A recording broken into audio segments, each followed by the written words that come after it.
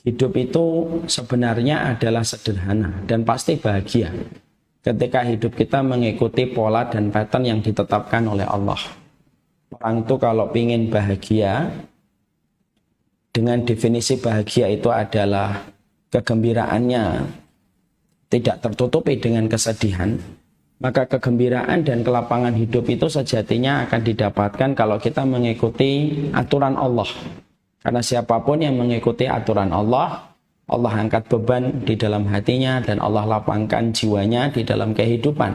Kalau seseorang itu sudah mengikuti pola yang ditetapkan oleh Allah dalam kehidupan manusia. Maka di antara banyak pola yang Allah terangkan di dalam Al-Quran, disampaikan oleh baginda Nabi, salah satu pola yang Allah ajarkan kepada kita itu apa? Yaitu adalah Allah itu mewajibkan kepada kita untuk mengerjakan sesuatu yang menjadi kewajiban kita, dan kita tidak fokus kepada apa yang bukan menjadi kewajiban kita. Artinya, kalau kita ngikutin salah satu polanya Allah supaya kita tenang dalam kehidupan itu apa? Maka polanya adalah kamu wajib, kamu harus mengamalkan apa yang menjadi kewajibanmu, tetapi kamu tidak perlu intervensi kepada sesuatu yang bukan menjadi kewajibanmu. Ini termasuk salah satu di antara perkara yang bisa memberikan ketenangan dan kelapangan dalam kehidupan kita. Jadi setelah kita faham pola kita untuk bahagia itu adalah melakukan apa yang Allah perintahkan, dan kita tidak ikut mengintervensi perkara yang tidak diwajibkan pada kehidupan kita, maka kita harus mengerti apa sih yang diwajibkan oleh Allah dan apa yang tidak diwajibkan oleh Allah. Yang diwajibkan oleh Allah kepada kita itu apa? Mencari ridhonya Allah. Maka ini merupakan sebuah kewajiban yang Allah bebankan kepada kita. Kita hidup, diberikan seluruh fasilitas yang kita butuhkan selaku manusia. Allah hamparkan kepada kita dunia dan sederet persoalan yang ada pada kehidupan kita. Allah wajibkan kepada kita supaya kita mendapatkan rahmatnya dan supaya kita mendapatkan ridhonya. Makanya itulah yang menyampaikan, itulah yang disampaikan oleh Allah. Salah satunya, itu merupakan salah satunya yang disampaikan oleh Allah dalam kehidupan kita. Ikuti bagaimana kehidupan kita itu mendapatkan keridhaan dari Allah. Yang tidak diwajibkan oleh Allah kepada kita itu apa? Mendapatkan keridhaan manusia. Makanya kalau kita mengikuti aturan ini, maka orang yang mereka mengikuti aturan ini, maka mereka itu akan tenang hidupnya dan pasti lapang. Kalau dia mengikuti bagaimana hidupnya mendapatkan keridhaan dari Allah. Karena keridhaan dari Allah itu bukan sesuatu yang mustahil untuk kita peroleh dan kita raih. Semua orang punya kesempatan yang sama untuk mendapatkan keridhaan dari Allah. Dan sesungguhnya itu merupakan perkara yang bisa dicapai. Jalannya bisa ditempuh, ujungnya bisa diraih kepada orang yang betul-betul berusaha untuk meraih itu. Pasti dia akan mendapatkan keridhaan dari Allah. Adapun keridhaan manusia, itu bukan Allah wajibkan untuk kita. Dan kita seharusnya tidak perlu bersusah payah untuk sesuatu yang Allah tidak wajibkan kepada kita. Ya kalau kita nggak disukai orang, padahal kita sudah bersikap baik, attitude-nya kita jaga, akhlaknya kita muliakan, tapi ternyata kita juga nggak bisa disenangi oleh setiap orang dan dicintai oleh setiap orang, ya nggak usah sedih. Karena itu juga nggak kewajiban kita. Ya kalau kita paham pola ini, hidup itu akan tenang. Kalaupun ada yang suka dengan kita, kita bersyukur. Kalaupun ada yang tidak suka dengan kita, kita bersabar. Karena kita tahu yang menjadi kewajiban bukan kita dicintai setiap orang, tapi bagaimana kita bisa menuju kepada Allah dan ridhonya. Ironisnya manusia itu terkadang sebaliknya. Yang tidak diwajibkan seakan-akan menjadi wajib, yang tidak diwajibkan justru ditinggalkan. Untuk mendapatkan pujian manusia, penerimaan dari manusia tidak diwajibkan, tapi justru kita menganggap wajib. Akhirnya kita berupaya, kita selalu berusaha bagaimana kita diterima setiap orang. Padahal diterima setiap orang, disukai setiap manusia, dicintai kebanyakan manusia itu tidak akan mungkin kita dapatkan sampai kapanpun. Hatta walaupun sampai kita artis yang terkenal sekalipun tidak mungkin orang itu semua mencintai kita. Tapi terkadang manusia itu justru ketika melihat konsep penerimaan manusia itu seakan-akan itu merupakan kewajiban. Akhirnya dia lakukan apa saja supaya dia dapat diterima. Tetapi ironisnya sebaliknya, yang menjadi ridhonya Allah yang justru menjadi kewajibannya malah tidak dia lakukan. Nah, disitulah kalau polanya itu sudah kita rubah semau kita, biasanya banyak masalah mulai datang. Problematika mulai mengalir pada kehidupan kita. Bukan karena Allah itu mendolimi kita, tapi ya karena kita sendiri yang merubah pola yang telah ditetapkan oleh Allah. Dan justru tidak ada yang dirubah dari pola yang telah ditetapkan oleh Allah, lalu kita berani mengintervensi pola yang telah ditetapkan, lalu kita rubah sesuai dengan apa yang kita mau, kecuali disitulah yang akan menjadi tragedi satu persatu pada kehidupan kita. Itulah yang menjadikan kita susah. Yang menjadikan susah itu apa? Yang tidak wajib kita wajibkan, yang wajib malah kita anggap tidak penting dan tidak wajib. Disitulah banyak masalah. Sebagai contoh, ada dai itu kalau sebelum dia dakwahkan, dai itu kan harus paham mana yang diwajibkan dan mana yang bukan menjadi kewajiban dan tidak bisa dia kendalikan. Yang diwajibkan untuk dia dan mampu dia kendalikan itu apa? Bagaimana dia berdakwah, menyampaikan kalimat kepada setiap orang dengan pemilihan kata supaya dapat diterima oleh manusia, cara yang terbaik, visual yang terbaik, audio yang terbaik, itu yang bisa dia lakukan. Yang tidak bisa dia lakukan dan tidak diwajibkan oleh Allah untuk dia itu apa? Yang tidak diwajibkan oleh Allah untuk dia dan tidak diwajibkan untuknya itu apa? Bagaimana hasilnya? Sebenarnya dai itu kalau dia konsisten terhadap pola ini enak. Dia akan berusaha memberikan yang terbaik, audionya dia perbaiki, visualnya supaya indah ketika dipandang, dan lain sebagainya akan dia terus perbaiki. Tapi kalau sudah bicara hasil, dia serahkan sama Allah karena dia tahu hasil itu bukan hak prerogatif dia, tapi kembalinya kepada Allah. Enak jadinya dia dalam dakwah. Kalaupun yang mendengar hanya 5 orang, tidak akan sedih. Kalaupun yang mendengarkan 1000 orang, dia tidak akan menjadi sombong. Karena apa? Karena hasil itu bagian Allah dan bukan bagian kita. Tapi coba lihat dai kalau sudah mulai berubah. Kalau dai merasa bahwasanya dia berusaha menyampaikan, hasilnya pun dia yang mengatur. Saya maunya itu yang ikut segini, yang ikut itu harusnya segini. Lalu dia merasa bisa untuk mengatur hasil, yang mana hasil itu merupakan hak prerogatifnya Allah, lalu dia mengintervensi apa yang dilakukan oleh Allah, disitulah dia akan kelelahan.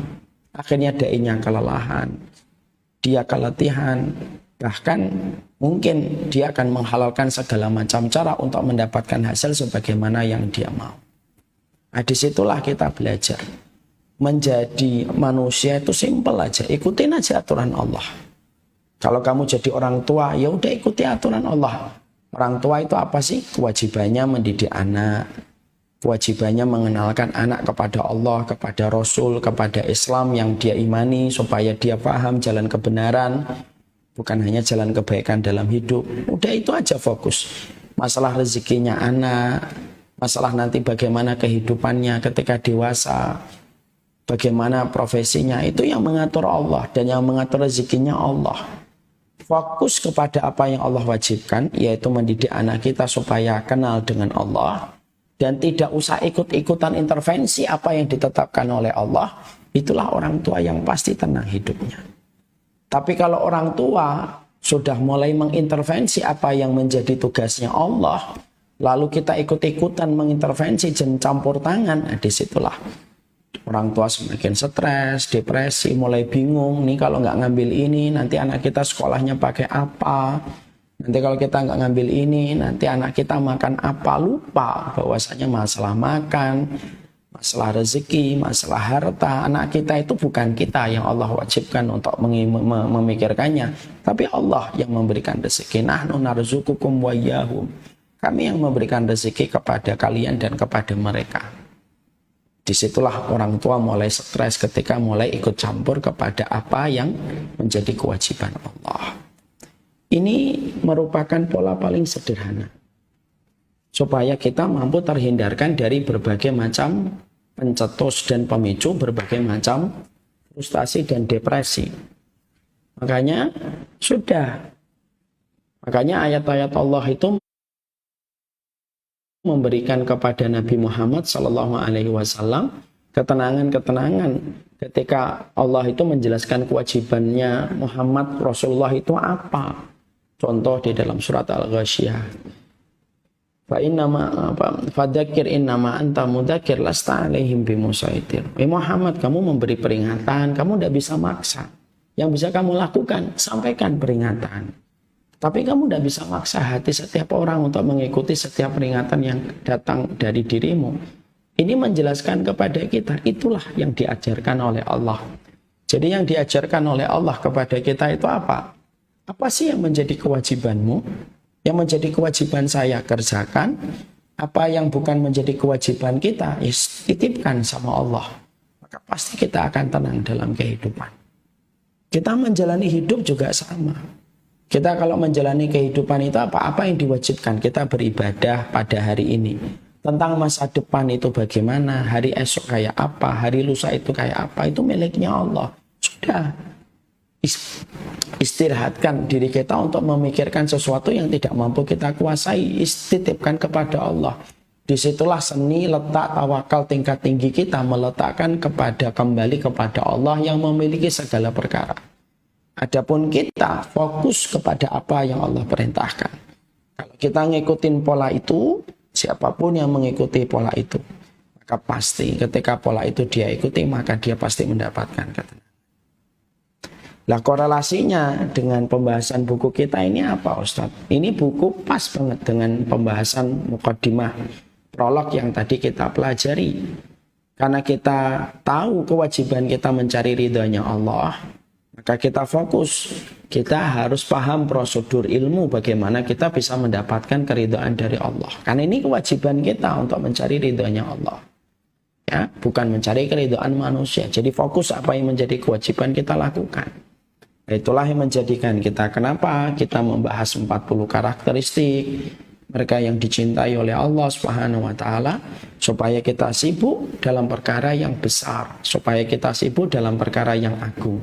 Dan tidak ada perkara paling besar, tidak ada perkara yang agung kecuali adalah ketika apa yang kita lakukan menuju kepada zat yang maha besar, yaitu adalah Allah. Kalau hidup kita masih mencari pujian orang, masih mencari positioning kita di depan makhluk, masih mencari penerimaan orang kepada kita, ya kita hidupnya mungkin masih recehan. Karena yang kita cari sesuatu yang kecil, bukan sesuatu yang agung. Tapi kalau hidup kita fokus sama Allah, kita tetap berakhlak, kita tetap menjaga attitude kita yang baik. Tapi kita fokus, memang hidup saya itu menuju kepada Allah. Umur saya sudah 40 tahun lebih, apalagi yang saya harapkan? Bukan lagi penerimaan orang yang saya bisa harapkan kalau sudah di atas 40. Yang bisa saya lakukan adalah bagaimana saya mendapatkan penerimaan dengan ridho yang datang dari Allah. Fokus kepada perkara itu, insya Allah akan tenang. Makanya salah satu evaluasi saya ketika melewati angka 40 itu apa? Ketika kami melewati angka 40, karena para ulama memberikan nasihat kepada setiap orang yang melewati angka 40 supaya banyak mengevaluasi. Ya, salah satu evaluasi kami pada saat itu adalah, ya sudah, saya fokus kepada ridhonya Allah sesuai dengan apa yang saya mampu. Omongan orang, bagaimana sikap penerimaan orang, bagaimana komentar dia kepada saya, yaitu bukan kewajiban saya. Saya hanya menyampaikan dengan cara yang terbaik. Kalau ada yang nanya, saya jawab. Kalau ada posisi-posisi yang mungkin agak kurang jelas, absurd, saya akan menerangkan supaya menjadi jelas. Selebihnya saya serahkan kembali kepada Allah. Karena angka 40 itu sudah terlalu berharga. Kalau masih ngurusin makhluk dan tidak lagi, karena angka 40 itu merupakan angka yang terlalu berharga. Kalau hanya ngurusin makhluk, tapi justru kita meninggalkan Khalik, padahal perjalanan kita sudah mendekati titik meeting pointnya kita dengan Sang Khalik. Nah, ini juga menjadi pegangan ya buat ibu-ibu di Aroyan. Ibu di Aroyan sudah 40 ke atas. Maka yang menjadi kewajiban apa? Yes, kepada Sang Khalik. Kewajiban kita kepada makhluk itu ya yang ada hubungannya dengan Khalik aja. Suami kita, karena hubungannya dengan Khalik. Anak kita, hubungannya dengan Khalik. Orang tua kita, hubungannya dengan Khalik. Fokus saja di situ. Maka insya Allah ketenangan hidup akan kita peroleh. Ya. Jadi kalau ada di antara kita yang merasakan begini, Ustadz kok saya hidupnya banyak pikiran, kalut, depresi saya Ustadz gitu. Ya kalau kita mau breakdown mungkin salah satunya penyebab kekalutan kita, pikiran kita, depresinya kita. Itu sebenarnya tadi, apa yang tidak diwajibkan, kita merasa itu wajib. Apa yang diwajibkan, justru kita merasa tidak wajib. Nah itu biasanya. Dan itu kalau sudah terjadi menjadi kebiasaan, akhirnya menjadi kultur. Kalau sudah menjadi kultur, penyembuhannya susah. Kembalikan hidup kita kembali kepada akidah. Saatnya mengaktualisasi tauhid secara real pada kehidupan. Fokus apa yang Allah wajibkan kepada kita, kerjakan. Apa yang tidak Allah wajibkan kepada kita, ya sudah, kita bersikap yang bersahaja dan tidak terlalu berlebih-lebihan.